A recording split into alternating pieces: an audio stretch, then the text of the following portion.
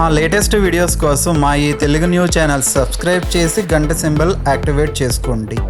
రేపు ఆదివారం రాత్రి సమయంలో అత్యంత రహస్యంగా కేవలం ఒక తాళం కప్పతో మీరు ఈ చిన్న పరిహారాన్ని చేసినట్లయితే మీరు జీవితంలో ఏది కోరుకుంటే అది మీ కాళ్ళ దగ్గరకు వచ్చి పడుతుంది. కోరినంత డబ్బు మీ సొంతమవుతుంది. సాధారణంగా మనలో చాలామంది ఎంతో కష్టపడుతుంటారు, కానీ ఆశించిన స్థాయిలో ఫలితాలు రాక ఇబ్బంది పడుతూ ఉంటారు. అలాంటి వారు మన శాస్త్రాలలో చెప్పబడిన కొన్ని తాంత్రిక మరియు ఆధ్యాత్మిక పరిహారాలను పాటించడం వల్ల అద్భుతమైన ఫలితాలను పొందవచ్చు. ముఖ్యంగా తాళం కప్పతో చేసే పరిహారాలకు మన సాంప్రదాయంలో చాలా ప్రాముఖ్యత ఉంది.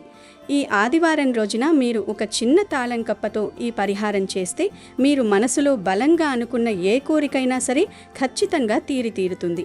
మీరు ఏదైనా ఖరీదైన వస్తువును కొనుగోలు చేయాలని ఎప్పటి నుంచో అనుకుంటూ ఉన్నా, లేదా సొంతంగా ఒక ఇల్లు కట్టుకోవాలని, లేదా ఒక మంచి ప్లాట్ కొనుక్కోవాలని కలలు కంటున్నా ఈ పరిహారం ద్వారా ఆ కోరికలన్నీ నెరవేరుతాయి. మరి తాళం కప్పతో ఏం చేస్తే కోరిన కోరికలు నెరవేరుతాయి అనే విషయాన్ని ఈరోజు మనం ఈ వీడియోలో చాలా వివరంగా తెలుసుకుందాం. ఫస్ట్ అయితే ఒక పవిత్ర కథను విందాం. ఫ్రెండ్స్, మీకు ఈ వీడియో నచ్చినట్లయితే వెంటనే ఒక లైక్ కొట్టి కింద కామెంట్ సెక్షన్లో జై శ్రీరామ్ అని భక్తితో కామెంట్ చేయండి. పూర్వం కైలాసపురం అనే ఒక ప్రశాంతమైన గ్రామంలో విశ్వనాథ శాస్త్రి అనే ఒక వృద్ధ బ్రాహ్మణుడు నివసించేవాడు. ఆయనకు వయసు పైపడినప్పటికీ శరీరంలో ముడతలు పడిన కళ్ళలో మాత్రం ఒక అద్భుతమైన తేజస్సు ఉండేది. ఆ తేజస్సుకు కారణం ఆయన నిత్యం చేసే శివనామ స్మరణ మరియు ఆయన చేసే అన్నదాన క్రతువు. విశ్వనాథ శాస్త్రికి ఈ ప్రపంచంలో ఎవరూ లేరు. భార్య, పిల్లలు లేకపోయినా ఊరిలో ఉన్న ప్రతి ఒక్కరిని తన బిడ్డలుగానే భావించేవాడు. ఆయనకున్న కొద్దిపాటి పొలం ద్వారా వచ్చే ఆదాయాన్ని, తన వద్ద ఉన్న కొద్దిపాటి సంపాదనను కేవలం అన్నదానం కోసమే ఖర్చు చేసేవాడు. అన్నం పరబ్రహ్మ స్వరూపం అన్న మాటను ఆయన అక్షరాలా నమ్మాడు. ఒక మనిషి ఆకలి తీర్చడం అంటే సాక్షాత్తు ఆ పరమశివుణ్ణి తృప్తిపరచడమే అని ఆయన ప్రగాఢ విశ్వాసం. ప్రతిరోజు ఉదయం సూర్యోదయానికి ముందే నిద్రలేచి దగ్గరలో ఉన్న నదికి వెళ్లి స్నానమాచరించి విభూతి రేఖలను నుదుట ధరించి శివలింగానికి అభిషేకం చేసేవాడు. పూజ ముగిసిన వెంటనే ఏమాత్రం విశ్రాంతి తీసుకోకుండా వంటగదిలోకి వెళ్లి పెద్ద పెద్ద పాత్రల్లో వంటలు మొదలుపెట్టేవాడు. 60 ఏళ్లు దాటినా ఆ వంటలన్నీ ఆయనే స్వయంగా చేసేవాడు. ఆ వంటల నుండి వచ్చే పరిమళం గ్రామమంతా విస్తరించేది. ఎవరైనా సరే ఆకలి అని ఆయన గుమ్మం దగ్గరకు వస్తే వారు ఏ కులం, ఏ మతం అని అడగకుండా ఎంతో ఆత్మీయంగా లోపలికి పిలిచి విస్తరివేసి భోజనం వడ్డించేవాడు. ఒకరోజు కైలాసంలో ఉన్న పరమశివుడు ఈ దృశ్యాన్ని చూసి ఎంతో మురిసిపోయాడు. పక్కనే ఉన్న పార్వతీదేవి శివుని ముఖంలో ఉన్న చిరునవ్వును చూసి, "ఏమిటి స్వామి, ఈరోజు చాలా ఆనందంగా కనిపిస్తున్నారు, కారణమేమిటో తెలుసుకోవచ్చా?" అని అడిగింది. అప్పుడు మహాశివుడు, "పార్వతి, భూలోకంలో నా భక్తుడైన విశ్వనాథ శాస్త్రిని చూడు. తన దగ్గర ఏమీ లేకపోయినా, తన శరీరంలో శక్తి లేకపోయినా కేవలం ఇతరుల ఆకలి తీర్చాలన్న తపనతో ఎంతగా శ్రమిస్తున్నాడో. అతని భక్తి నిష్కల్మషమైనది. ప్రతి ప్రాణిలోనూ నన్ను చూస్తున్నాడు. అలాంటి భక్తుడిని చూస్తుంటే ఏ దేవుడికైనా ఆనందం కలగడం సహజమే కదా" అన్నాడు. దానికి పార్వతీదేవి చిరునవ్వుతూ, "నిజమే స్వామి, ఆయన సేవ గొప్పదే, కానీ ఆయన భక్తి ఎంతవరకు స్థిరంగా ఉంటుందో చూడాలి కదా. కష్ట సమయాల్లో కూడా ఆయన ఇలాగే నిలబడగలరా?" అని ప్రశ్నించింది. దానికి శివుడు, "అదే కదా పార్వతి అతని గొప్పతనం. సరే, నీ అనుమానాన్ని తీర్చడానికి నేనే స్వయంగా వెళ్ళి అతని భక్తిని పరీక్షిస్తాను" అని చెప్పి భూలోకానికి బయలుదేరాడు. మహాశివుడు మొదట ఒక కుష్ఠిరోగి రూపంలో చిరిగిన బట్టలు ధరించి ఒళ్లంతా పుండ్లతో చూడడానికే అసహ్యంగా ఉండేలా మారువేషం వేశాడు.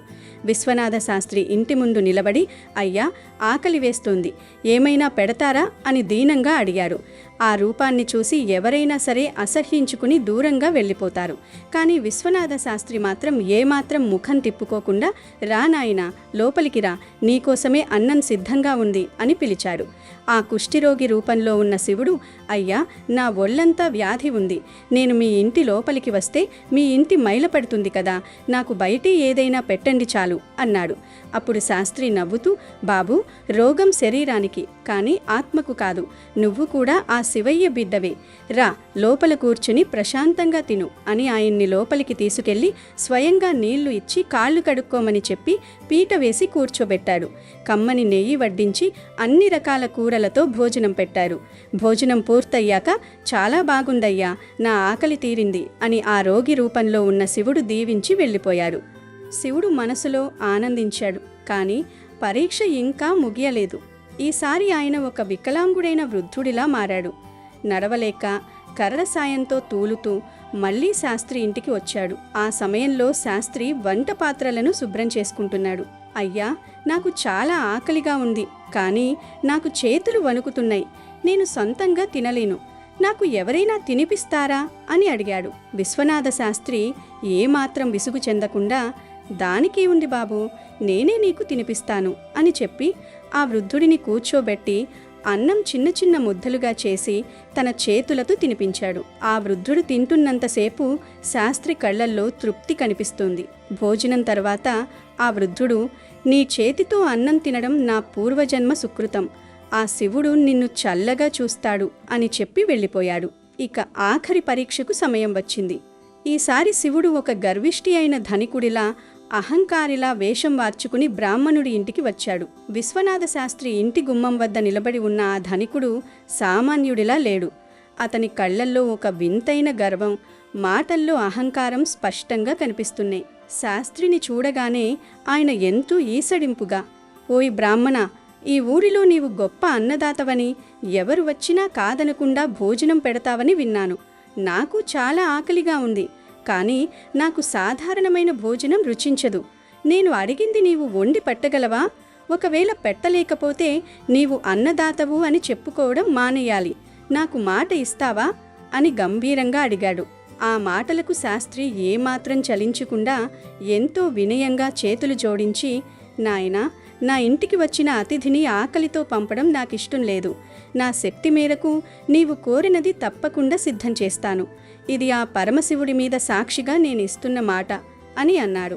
అప్పుడు ఆ వ్యక్తి తన అసలు రూపాన్ని బయటపెడుతూ, అయితే విను, నాకీ కూరగాయలు, పప్పు, అన్నం లాంటి శాకాహార భోజనం వద్దు.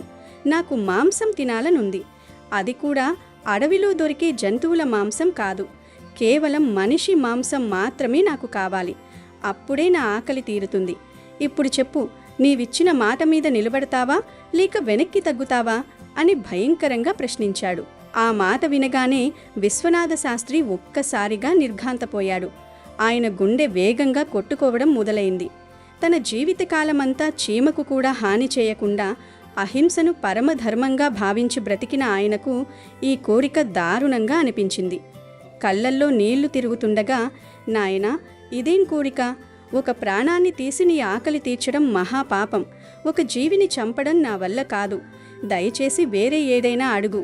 నీకోసం నా ప్రాణాలనైనా ధారపోస్తాను, కానీ వేరొకరిని మాత్రం బలివ్వలేను అని బ్రతిమాలాడు. దానికి ఆ ధనికుడు వెక్కిరింతగా నవ్వుతూ, చూసారా, మాట ఇవ్వడం సులభం, కానీ నిలబెట్టుకోవడం కష్టం. సరే, ఎవరినో చంపడం నీకు ఇష్టం లేకపోతే నీ మాంసాన్ని నాకు వండిపెట్టు.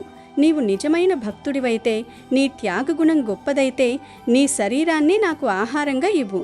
అప్పుడు నీవు అన్నదాతవు అని నేను ఒప్పుకుంటాను అని సవాలు విసిరాడు. ఆ క్షణం శాస్త్రి మనసులో తీవ్రమైన మథనం మొదలైంది. ఆయన కళ్ళు మూసుకుని తన ఆరాధ్య దైవమైన శివయ్యను తలుచుకున్నాడు. స్వామి, అతిథిని నిరాశపరిస్తే అది నా ధర్మానికి ముప్పు. ఈ శరీరం ఎలాగూ శాశ్వతం కాదు, ఏదో ఒకరోజు మట్టిలో కలిసిపోయేదే. అశాశ్వతమైన ఈ దేహం ఒకరి ఆకలి తీర్చడానికి ఉపయోగపడితే అంతకంటే గొప్ప పుణ్యం ఏముంటుంది అని నిర్ణయించుకున్నాడు. వెంటనే లోపలికి వెళ్ళి పదునైన కత్తిని తీసుకువచ్చాడు. ముఖంలో ఏమాత్రం భయం లేకుండా, అయ్యా, నీవు కోరినట్లే చేస్తాను. నా శరీరం నుండి మాంసం కోసి నీకు రుచికరంగా వండి పెడతాను. నా ఆతిథ్యాన్ని స్వీకరించి నన్ను ధన్యుణ్ణి చెయ్యి అని పలికారు. తన కాలిపై కత్తిని వేసి కోసుకోబోతున్న ఆ తరుణంలో ఒక్కసారిగా ఆ ఇల్లంతా కోటి సూర్యుల ప్రకాశంతో నిండిపోయింది. ఆ ధనికుడి రూపం మాయమై సాక్షాత్తు ముక్కంటి జటాజూటధారి అయిన పరమశివుడు ప్రత్యక్షమయ్యాడు. శాస్త్రి చేతిలోని కత్తి కింద పడిపోయింది. ఆ దివ్య మంగళ స్వరూపాన్ని చూసి ఆయన కళ్ళ నుంచి ఆనంద బాష్పాలు రాలాయి. వెంటనే శివుని పాదాల మీద పడి, మహాదేవా, నన్ను పరీక్షించడానికి ఇదంతా చేశావా? నా దర్శన భాగ్యం లభించింది, నా జన్మ ధన్యమైంది అని గద్గద స్వరంతో వేడుకున్నాడు. శివుడు ఆయనను ప్రేమతో లేపి కౌగిలించుకుని, వత్స, విశ్వనాథ, నీ భక్తి వెలకట్టలేనిది.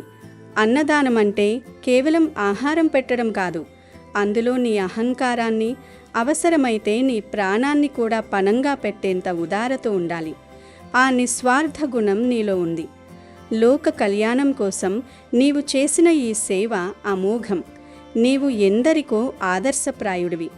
నీ భక్తికి మెచ్చి నీకు శాశ్వత మోక్షాన్ని ప్రసాదిస్తున్నాను అని దీవించాడు. అప్పుడే పార్వతీదేవి కూడా ప్రత్యక్షమై శాస్త్రిని ఆశీర్వదించింది. ఆ రోజు నుండి ఆ గ్రామంలో అన్నదానం యొక్క విశిష్టత దేశమంతా పాకింది.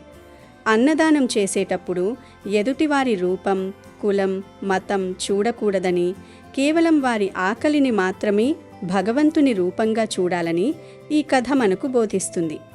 విశ్వనాథ శాస్త్రి చేసిన ఆ పరమ త్యాగం, అన్నదాన మహిమ వల్ల ఆయన పేరు కాలదర్భంలో కలిసిపోకుండా చిరస్థాయిగా నిలిచిపోయింది. చివరికి ఆయన శివైక్యం చెంది భక్తుల హృదయాల్లో నిలిచిపోయారు. ఆకలితో ఉన్నవానికి ఒక ముద్ద అన్నం పెట్టడం అనేది ఎన్ని పూజలు చేసినా రాని పుణ్యాన్నిస్తుందని ఈ కథ యొక్క పరమార్థం. ఇక ఏమాత్రం ఆలస్యం చేయకుండా మనం అసలు విషయంలోకి వెళ్దాం. ఈ పరిహారం కోసం మీరు పగటిపూటే ఒక కొత్త తాళం కప్పను కొనుక్కోవాలి.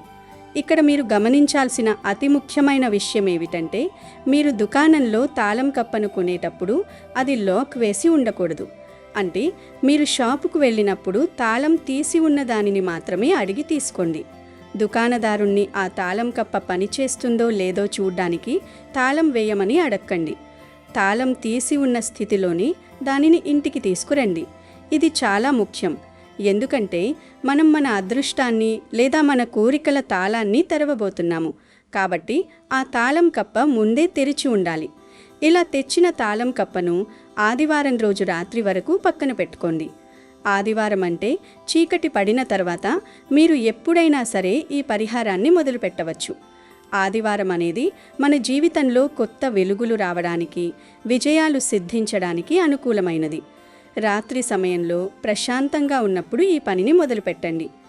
ముందుగా మీరు కొని తెచ్చుకున్న ఆ కొత్త తాళం కప్పను తీసుకోండి. దానికి శుభ్రంగా పసుపు మరియు కుంకుమతో ఒక చక్కని బొట్టు పెట్టండి. పసుపు కుంకుమలు మనకు లక్ష్మీప్రదం మరియు ఏదైనా శుభకార్యానికి నాంది పలుకుతాయి. ఆ తర్వాత మీరు ఒక నల్లటి దారాన్ని తీసుకోవాలి. సాధారణంగా మనం దిష్టి తగలకుండా ఉండడానికి లేదా రక్షణ కోసం కాలికి కట్టుకునే నల్లటి దారం ఉంటుంది కదా, అదే దారాన్ని తీసుకోండి. ఆ నల్లటి దారాన్ని తాళం కప్పకు వీడియోలో చూపిస్తున్నట్టు చుట్టాలి. ఇక్కడ మీరు గుర్తుంచుకోవాల్సింది ఏమిటంటే, ఆ తాళం కప్పకు మీరు ఖచ్చితంగా 7 చుట్లు మాత్రమే చుట్టాలి. ఈ 7 అనే సంఖ్యకు మన ఆధ్యాత్మికతలో చాలా ప్రాముఖ్యత ఉంది. సప్తర్షులు, సప్త సముద్రాలు, సప్త స్వరాలు, ఇలా ప్రతి దానిలోనూ 7 అనే సంఖ్య మిళితమై ఉంటుంది. కాబట్టి ఆ దారాన్ని వీడియోలో చూపిస్తున్న విధంగా 7 సార్లు చుట్టి ఆ తర్వాత మీరు పూజా గదిలోకి వెళ్ళండి. మీ పూజా గదిలో మీ ఇష్టదైవం ఎవరైనా సరే, అది వెంకటేశ్వర స్వామి కావచ్చు, లక్ష్మీదేవి కావచ్చు, లేదా ఆంజనేయ స్వామి కావచ్చు, మీ మనసుకి నచ్చిన దేవుడి ఫోటో ముందు ఈ తాళం కప్పను ఉంచండి. అక్కడ ప్రశాంతంగా కూర్చుని మీ కళ్ళు మూసుకుని మీ మనసులో ఉన్న అతిపెద్ద కోరికను 7 సార్లు చెప్పుకోండి. ఆ కోరిక ఏదైనా కావచ్చు. మీకు రావాల్సిన డబ్బు రావడం కావచ్చు, మీరు ఎదుర్కొంటున్న అప్పుల సమస్యలు తీరిపోవాలని కావచ్చు, లేదా మీరొక కొత్త కారు కొనాలని, బైక్ కొనాలని, లేదా జీవితంలో స్థిరపడడానికి ఒక సొంత ఇల్లు కొనుక్కోవాలని కోరుకోవచ్చు. ఏ కోరిక ఉన్నా సరే పూర్తి నమ్మకంతో 7 సార్లు భగవంతుడికి విన్నవించుకోండి. మీ కోరికను చెప్పుకున్న తర్వాత ఇప్పుడు ఆ తాళం కప్పకు లాక్ వేయండి. అంటే మీ కోరికను మీరు ఆ తాళం లోపల భద్రపరిచారు అని అర్థం. లాక్ వేసిన వెంటనే ఆ తాళం కప్పను మరియు దాని తాళం చెవిని అంటే కీని తీసుకోండి. ఇప్పుడు మీరు దీనిని మీ ఇంటికి చాలా దూరంగా తీసుకువెళ్ళాలి. ఇంటి దగ్గర ఎక్కడా వీటిని ఉంచకూడదు. మీరు జనావాసాలకు దూరంగా ఉండే ప్రదేశాలను ఎంచుకోండి. ఉదాహరణకు రైల్వే పట్టాలు ఉన్న చోట కానీ, లేదా పిచ్చి ముక్కలు, పొదలు దట్టంగా పెరిగిన నిర్మానుష్య ప్రదేశాల్లో కానీ వీటిని పడవేయాలి. ఇక్కడ మీరు మరొక కీలకమైన నియమాన్ని పాటించాలి. తాళం కప్పను ఒకచోట పడవేస్తే దాని తాళం చెవిని మరొక చోట పడవేయాలి. అంటే రెండింటినీ ఒకే దగ్గర వేయకూడదు. తాళం ఒక దిక్కున పడేస్తే తాళం చెవిని వేరే దిక్కున పడేయండి. ఇది ఈ పరిహారంలో అత్యంత ముఖ్యమైన ఘట్టం. ఇలా చేయడం వల్ల మీ దరిద్రం లేదా మీ అడ్డంకులు శాశ్వతంగా తొలగిపోతాయని శాస్త్రం చెబుతోంది. ఎప్పుడైతే ఆ తాళం ఒకచోట, తాళం చెవి ఒకచోట పడి ఉంటాయో ఇక మీ సమస్యలు మిమ్మల్ని వెతుక్కుంటూ రాలేవు.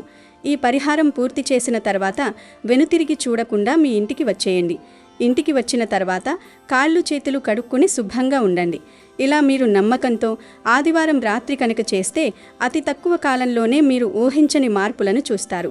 ఆగిపోయిన పనులు వేగంగా పూర్తవుతాయి. ధన ప్రవాహం పెరుగుతుంది.